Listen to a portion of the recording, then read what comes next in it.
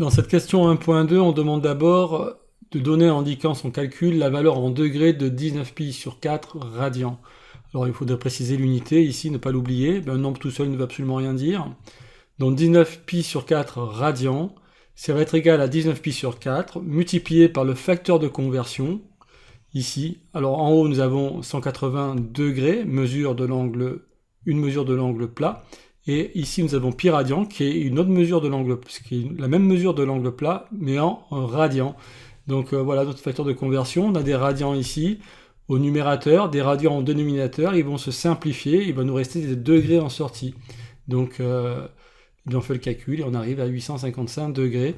Voilà, c'est le contraire. On a des degrés en entrée. On veut des radians en sortie. Donc on met d'abord les radians et ensuite les degrés. Voilà notre facteur de conversion. C'est l'inverse du précédent.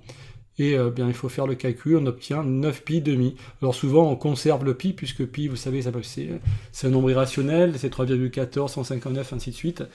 Donc on essaie de garder une valeur précise. Voilà. La question 1.3 maintenant. Alors on demande quelle est la longueur de l'arc de cercle AB d'angle au centre mesurant 57 degrés et de rayon 32 mètres. Alors on peut appeler petit l cette longueur.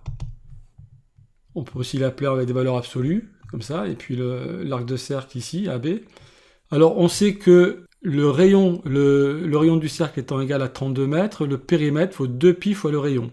Donc ici on a 2 fois pi fois le rayon, c'est la totalité du cercle.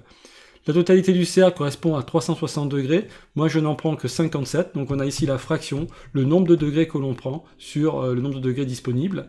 Donc on ne prend qu'une fraction du cercle. Cette fraction, c'est l'arc de cercle AB qui est ici. Donc on n'a plus qu'à faire le calcul et on obtient 31,8 mètres environ.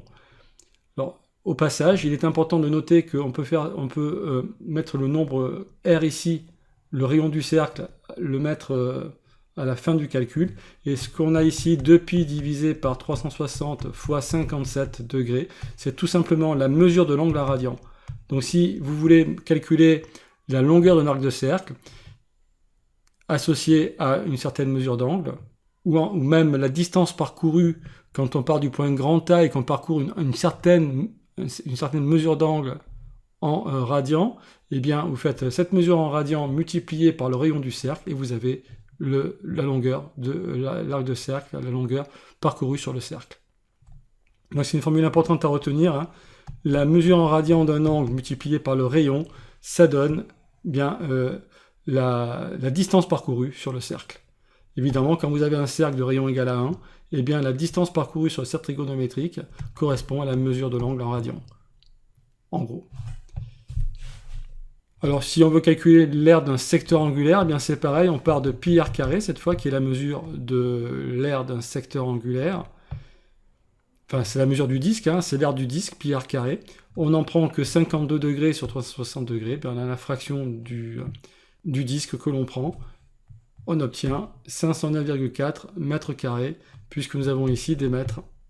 Donc 32 au carré, ça va donner des mètres au carré.